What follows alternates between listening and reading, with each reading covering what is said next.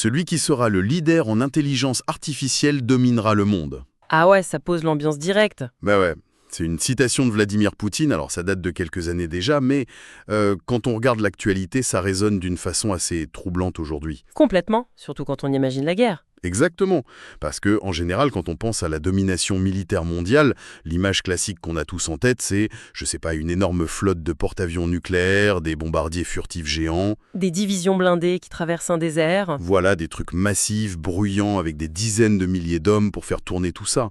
Mais en fait, le visage du conflit moderne, il est en train de devenir beaucoup plus silencieux. Et beaucoup plus abstrait pour le coup. Ça se passe dans des serveurs climatisés maintenant. C'est ça, des lignes de code, des statistiques, des puces en silicium. Et c'est exactement le sujet de notre décryptage d'aujourd'hui, basé sur un livre vraiment fascinant, qui s'appelle I, Warbot de Kenneth Payne. C'est un ouvrage majeur parce qu'il souligne une transformation qui n'est pas juste matérielle. Enfin, c'est vraiment une rupture philosophique dans l'histoire de l'humanité. Une rupture de quelle ampleur, genre, pour qu'on comprenne bien? Depuis l'âge de pierre, en fait. Depuis qu'un humain a taillé un silex jusqu'au lancement des missiles intercontinentaux, la décision d'exercer la violence létale a toujours été prise par un cerveau humain. Ouais, c'est vrai. Même si le gars est à 10 000 km, il y a toujours un doigt sur le bouton. Voilà. Et ce que le livre de Payne démontre, c'est qu'aujourd'hui, pour la toute première fois, on délègue littéralement cette décision de tuer à des algorithmes autonomes. C'est vertigineux quand on y pense. Et pour tous ceux qui s'intéressent un peu à la géopolitique ou juste à l'avenir de notre société, l'objectif de notre exploration aujourd'hui, c'est pas juste de faire la liste des nouveaux gadgets militaires. Non, surtout pas. L'idée, c'est de comprendre un paradoxe essentiel. Et décortiquons tout ça, parce qu'il y a un gouffre entre deux concepts clés en ce moment. L'IA est en train de devenir une sorte de dieu absolu sur le plan tactique. C'est terrifiant d'efficacité, ouais. Et en même temps, elle reste un parfait idiot. Mais vraiment un idiot monumental sur le plan stratégique. C'est exactement le cœur du problème. Mais avant de parler des IA ultramodernes d'aujourd'hui, il faut peut-être faire un petit retour en arrière. Vas-y, je t'écoute. Parce qu'une arme qui agit sans pilote, c'est pas si nouveau. Payne explique très bien la différence historique entre un simple automate aveugle et un vrai agent artificiel. Ah oui, le passage sur la Seconde Guerre mondiale avec la bombe V1. Exactement, la bombe volante allemande V1. À l'époque, c'était perçu comme une prouesse d'ingénierie incroyable. Ça marchait avec un petit gyroscope mécanique pour garder le cap et une espèce d'hélice sur le nez qui comptait les kilomètres. Genre un compteur kilométrique de voiture, mais sur un missile? C'est ça. Et une fois que la distance était atteinte, clac, le moteur se coupait et la bombe tombait. Mais le truc, c'est que cette machine était totalement sourde et aveugle. Elle réagissait à rien, en fait. Rien du tout. Si un avion de chasse britannique arrivait, se glissait sous la V1 et donnait un coup d'aile pour la faire basculer, la bombe captait rien. Elle avait aucune boucle de rétroaction avec son environnement, quoi. Ouais, elle suivait son script physique, et puis c'est tout.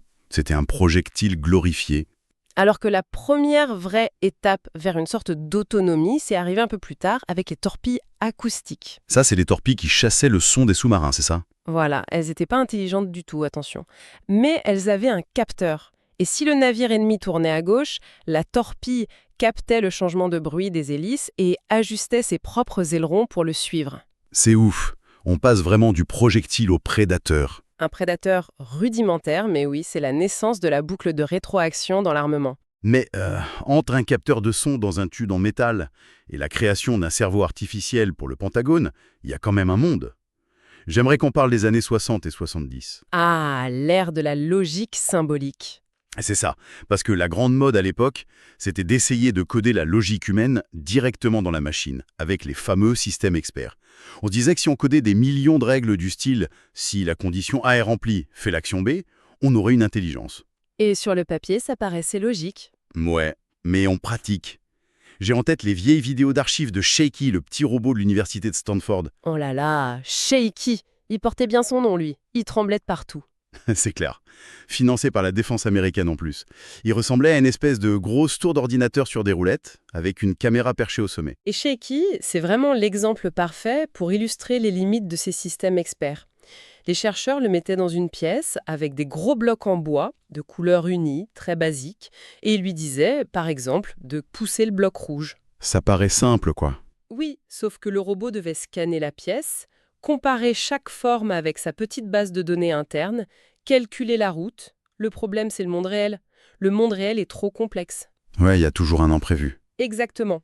Il suffisait que quelqu'un ouvre une porte dans le labo et qu'un rayon de soleil crée une nouvelle ombre bizarre sur le sol, et paf, le système de Shaky plantait complètement. Parce qu'il n'avait pas de règle codée pour ombre diagonale en plein milieu du chemin. Voilà. Il s'arrêtait, ses processeurs chauffaient à mort pendant un quart d'heure pour essayer de résoudre l'équation, et au final, il restait paralysé. C'est marrant, ça me fait penser à un chef cuisinier qui serait super scolaire, incapable d'improviser, tu vois.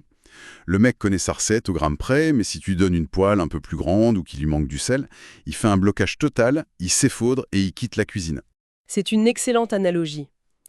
Et c'est vrai que c'est comique dans un labo ou dans une cuisine, mais s'appliquer au domaine militaire, c'est une autre histoire. Ah oui, les conséquences peuvent être dramatiques. Le livre revient justement sur un drame terrible en 1988 avec le croiseur américain USS Vincennes. Oui, l'incident avec le système automatisé Aegis. C'est un cas d'école très sombre. Le système Aegis, à la base, a été conçu parce que le cerveau des opérateurs humains n'arrivait plus à traiter l'avalanche de données radar des combats modernes. Ce qui est compréhensible. Bien sûr, sauf que dans le Golfe Persique, l'équipage s'est retrouvé face à des signaux ambigus. Un avion approchait, le système expert devait déterminer si c'était un chasseur iranien F-14 ou un vol civil. Et face à un profil de vol un peu inhabituel, la logique rigide de l'ordinateur, qui n'avait aucun recul ni contexte, a verrouillé une classification de menace. Et les opérateurs humains ont fini par suivre la machine. Exactement. Le stress humain mélangé à l'intransigeance mathématique de la machine a causé la catastrophe. Ils ont tiré un missile. Un Airbus civil a été détruit. C'est terrible. Et ça prouve bien que ces systèmes ultra rigides n'ont aucun bon sens. Ils peuvent pas faire pause et se dire « Attendez, c'est bizarre, ce comportement colle pas avec un avion militaire. » Non, ils exécutent la règle. Un point, c'est tout. Du coup, ça m'amène à une vraie question. Si cette approche basée sur des règles strictes s'est révélée d'être une impasse face au chaos du monde réel, comment on est passé aux IA ultra fluides et mortels qu'on a aujourd'hui? On tape plus des milliards de lignes si alors sur les claviers. Non, on a complètement changé de braquet. On est passé à l'apprentissage profond, le fameux deep learning, et au réseau de neurones. Concrètement, ça veut dire quoi?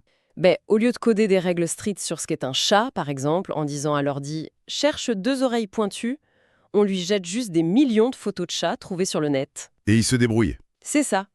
À force de traiter ces montagnes de données, l'algorithme ajuste ses propres connexions mathématiques internes. Il apprend tout seul à reconnaître le motif du chat. Il apprend par l'exemple, plus par la consigne. Et pour passer de la simple reconnaissance d'image à la prise de décision, genre pour le pilotage, on a utilisé l'apprentissage par renforcement. C'est le passage le plus dingue du livre, je trouve. Oh oui, les expériences de DeepMind avec les vieux jeux vidéo. Ouais, genre Space Invaders ou Atari. En gros, les ingénieurs disaient pas à l'IA « Voilà, t'es un vaisseau, les machins en haut, c'est des aliens, il faut tirer dessus ». Ils lui donnaient juste les commandes et une seule règle mathématique. Fais monter le score. Et au début, l'IA fait n'importe quoi. Elle bouge dans tous les sens, elle tire dans le vide, mais comme elle peut jouer des millions de parties en accéléré, au bout d'un moment, elle découvre non seulement comment gagner, mais elle invente des tactiques que même les programmeurs n'avaient pas prévues. Eh bien, applique exactement cette méthode à l'artillerie ou au pilotage d'un avion de chasse, et c'est là que ça devient glaçant. Ouais, le fameux dogfight, le combat aérien rapproché. Pour une IA, un dogfight, c'est un jeu parfait. C'est de la géométrie pure, de la gestion d'énergie et de la physique en 3D. Il y a eu des simulations organisées par la défense américaine avec des IA comme le système Alpha ou Heron face à des pilotes de chasse humains chevronnés. Et c'est quoi le résultat? 5-0 pour la machine, sans appel. C'est ouf. L'IA a juste laminé l'élite de l'armée de l'air. Et elle n'a pas gagné d'un cheveu. Elle exécutait des tirs avec une précision absolue, sous des angles de dingue que les humains considéraient comme physiquement impossibles. Elle anticipait absolument chaque mouvement humain. Mais comment c'est possible? Un pilote, il a des années de formation, des instincts forgés par l'expérience. Comment des lignes de code récentes peuvent écraser tout ça? Ça s'explique par un concept militaire crucial, la boucle OODA. Observer, orienter, décider, agir. C'est théorisé par John Boyd. Ah oui, celui qui fait cette boucle le plus vite survit. Exactement. Imagine un humain. L'image de l'ennemi doit frapper sa rétine, l'influx nerveux remonte au cerveau, le cortex analyse, il prend conscience, il décide, et il envoie un signal aux muscles de son bras pour tirer sur le manche. Le tout pendant que la force G écrase son corps et chasse le sang de sa tête. Voilà. Physiologiquement, l'humain a une limite de vitesse. L'IA, elle, traite la télémétrie à la vitesse de la lumière. Elle n'a pas de sang, elle n'a pas de muscles qui fatiguent sous 9G. Elle comprime cette boucle OODA à tel point que le corps humain devient juste obsolète. C'est ça qui m'amène à mon petit point de blocage. Voici où ça devient vraiment intéressant. Quand on dit que l'IA est intelligente, parce qu'elle pilote un hélicoptère ou bat un pilote de chasse, au fond, l'algorithme ne sait pas du tout ce qu'est un avion, non? Absolument pas. Il ressent pas la peur, l'adrénaline, il n'a pas conscience de la mort. Il fait juste qu'optimiser une récompense mathématique. Exactement comme le programme qui jouait à Space Invaders. Il est incroyable pour toucher sa cible, mais comprend-il vraiment pourquoi il tire? Pas du tout. L'IA est complètement enfermée dans sa bulle mathématique. Elle a zéro contexte extérieur. Mais le truc, c'est que sur le terrain tactique immédiat, cette ignorance philosophique, on s'en fiche. Parce qu'elle est plus rapide, tout simplement? Exactement. Et cette supériorité fulgurante, couplée au fait qu'on n'a plus besoin de protéger un pilote humain avec du blindage ou de l'oxygène, ça signe la fin du modèle militaire classique. Bienvenue dans l'ère de la mosaic warfare, la guerre en mosaïque. La fin des gérants, en gros. Parce que c'est vrai, un porte-avions aujourd'hui ou un chasseur F-35 furtif, c'est des milliards de dollars, des années de développement, tout ça principalement pour protéger la vie humaine à bord. Ce sont des chefs-d'œuvre de technologie, oui. Mais stratégiquement, c'est ce qu'on appelle un point de défaillance unique. Si un petit missile hypersonique pas cher arrive à couler un porte-avions géant, c'est toute une doctrine militaire et la moitié du budget qui coule avec. C'est pour ça que la solution, c'est l'essaim. Pourquoi dépenser 100 millions pour un seul chasseur quand tu peux balancer 10 000 petits drones à bas coût? Kenneth Payne donne l'exemple des munitions rôdeuses, comme le drone israélien Harpy. C'est les fameux drones kamikazes. Oui, et le fonctionnement est radicalement différent d'un missile classique. Tu le tires pas sur une cible précise, tu le lances dans le ciel, il vole en rond, tout seul pendant des heures, il scrute la zone avec ses capteurs, et s'il détecte la signature radar d'un système antiaérien ennemi, Bam! bam, il pique dessus et se fait exploser avec. Et aussi les seins Perdix, développés par les Américains. Des chasseurs ont largué des centaines de micro-drones en plein vol. Et ils agissent pas de manière individuelle, c'est ça qui est dingue. Non, ils forment un réseau maillé. Ils discutent entre eux, en direct, ils se répartissent le travail. Si tu en détruis une dizaine, le reste de l'essaim s'adapte en une fraction de seconde et continue la mission. Donc ce vieil adage, la quantité a une qualité qui lui est propre, ça prend un sens hyper angoissant aujourd'hui. On voyait toujours la guerre comme des échecs, avec le porte-avions comme la grosse pièce précieuse, le roi qu'on déplace lentement. Oui, avec précaution. Mais là, l'essaim, c'est pas des échecs. C'est comme une colonie de fourmis légionnaires. T'as un super système anti-aérien qui écrase 1000 fourmis, la nuée s'en fiche complètement. Elle ressent pas la perte, elle déborde par les côtés et elle te submerge. C'est la fin de l'éthos du guerrier, non? Le courage physique, tenir la ligne sous le feu. Comment tu te défends contre ça? Si les balles et les missiles sont dépassés par le nombre de cibles, tu dois t'attaquer au cerveau de l'essaim. C'est là qu'on arrive au talon d'Achille de l'IA, le fameux spoofing, la duperie. Exactement. Le deep learning a une faille majeure. Moi, j'ai adoré l'anecdote du t-shirt belge. C'est incroyable qu'une IA capable de détruire le meilleur pilote du monde puisse se faire hacker par un vieux bout de tissu. Ah oui, l'expérience de l'université de Louvain. En gros, des chercheurs ont imprimé un t-shirt avec des motifs ultra colorés, un peu abstraits et psychédéliques. Pour nous, les humains, c'est juste un t-shirt super moche. Un goût très douteux, on est d'accord. Mais quand le chercheur met ce t-shirt et marche devant une caméra pilotée par une IA de surveillance, l'IA ne voit rien. Elle ne détecte aucun être humain. Le gars est devenu le prédateur de prédateurs, il est complètement invisible. C'est fascinant parce que ça illustre comment un réseau de neurones voit le monde. L'IA ne voit pas une silhouette globale comme nous avec 2 bras, 2 jambes. Elle scanne des contrastes, des pixels, des arêtes mathématiques. Et le t-shirt moche vient casser tout ça. Complètement. Le motif est calculé exprès pour envoyer des informations contradictoires dans les couches de neurones. Ça crée un bruit visuel tellement fort que le système calcule ses stats et se dit « à 99%, c'est juste un nuage de pixels buggés, il n'y a personne. » Et il y a l'autre exemple dans le bouquin, tout aussi absurde, avec l'image de la tortue. Oh oui, la fameuse tortue. Les chercheurs prennent une photo de tortue, ils modifient juste quelques pixels, un truc invisible à l'œil nu, on voit toujours une tortue. Ils montrent ça à l'IA, et là l'algorithme dit avec une confiance absolue, c'est un fusil d'assaut. Parce que les petits pixels modifiés ont activé exactement les mêmes poids statistiques que l'image d'une gâchette ou d'un canon dans le cerveau de la machine. Mais du coup, ça montre une absence totale, mais totale de bon sens. Et ça nous amène directement au plafond de verre stratégique. Parce que si ton algorithme génial n'arrive pas à comprendre qu'une tortue avec une carapace, c'est pas un fusil à pompe, comment tu peux lui confier la gestion d'une guerre entière? C'est la limite absolue. L'auteur Kenneth Payne se réfère beaucoup au stratège Karl von Clausewitz pour expliquer ça. Clausewitz disait que le caractère de la guerre change, mais pas sa nature, c'est ça? Exactement. Le caractère évolue avec la tech. On passe de l'épée au mousquet, au drone. Mais la nature de la guerre reste profondément émotionnelle, psychologique et politique. C'est ancré dans l'honneur, la peur, le bluff. Ce que l'IA est incapable d'appréhender. Elle n'a pas de théorie de l'esprit, elle n'a aucune empathie. Zéro. Elle ne peut pas deviner l'intention cachée d'un dirigeant ennemi.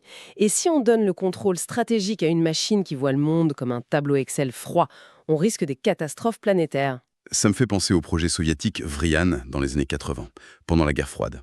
D'ailleurs, petit rappel en passant, on évoque ces faits historiques et les doctrines des nations juste comme des cas d'études tirés du livre, sans porter de jugement sur les idéologies en elles-mêmes. Absolument. C'est de l'analyse systémique. Donc VRYAN. Le patron du KGB, Andropov, était terrorisé par l'idée que les Américains préparent une attaque nucléaire surprise. Donc ils ont construit un super ordinateur pour prédire l'attaque. C'est ça. Il le gavait de données brutes, la production industrielle en Occident, le niveau de sang dans les hôpitaux militaires, les lumières allumées tard le soir au Pentagone. Et avec tout ça, VRYA a analysé les données et a allumé tous les voyants rouges en disant « Les États-Unis préparent une frappe préventive imminente ». Alors que dans la réalité, pas du tout. L'administration Reagan avait un discours hyper musclé, il parlait d'empire du mal, il faisait des gros exercices navals, mais c'était de la politique, de la dissuasion. Il n'allait pas lancer l'apocalypse. Donc la machine a juste numérisé la paranoïa de ses créateurs du KGB. Elle a confondu corrélation statistique et intention réelle. Exactement. Et à cause de ça, VRIN a failli pousser les soviétiques à déclencher une frappe préventive pour se défendre d'une attaque qui n'existait pas. Le monde est passé tout près de la fin juste parce qu'un ordinateur ne comprenait pas le bluff. Alors attends, je te coupe là-dessus. Parce que tu dis que l'IA ne comprend pas le bluff politique. Mais dernièrement, l'IA a complètement détruit les meilleurs joueurs de poker du monde. Oui, c'est vrai. Or, le poker, c'est pas les échecs, c'est pas mathématique au sens visible. C'est l'art de l'information incomplète, c'est mentir, c'est manipuler. Si une IA peut voir à travers le bluff d'un champion de poker et le rincer, pourquoi elle serait incapable de lire le bluff d'un chef d'État? C'est un argument qu'on entend souvent, mais ça soulève un point fondamental. La différence d'univers. Le poker, comme les échecs, ça reste un univers jouet, un système fermé. Un système fermé, c'est-à-dire avec des règles qui bougent pas. Voilà. Au poker, il y a 52 cartes, jamais 53. Tu peux seulement suivre, relancer ou te coucher. L'IA n'a pas besoin de regarder l'âme du joueur pour bluffer. Elle fait juste des calculs de risque asymétriques sur des millions de scénarios possibles dans une boîte fermée. La géopolitique, c'est un univers radicalement ouvert. Les règles changent en temps réel, quoi.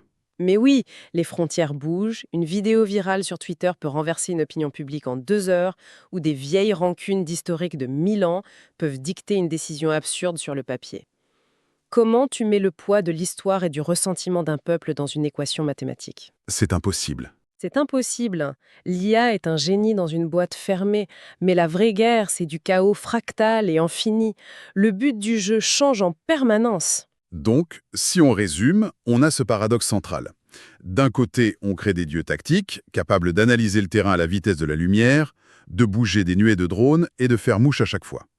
Mais de l'autre, ces dieux sont des idiots stratégiques qui paniquent devant un t-shirt coloré et qui pigent rien à la nature humaine ou politique d'un conflit. C'est pour ça que l'humain doit absolument garder la main sur le bouton de commande stratégique.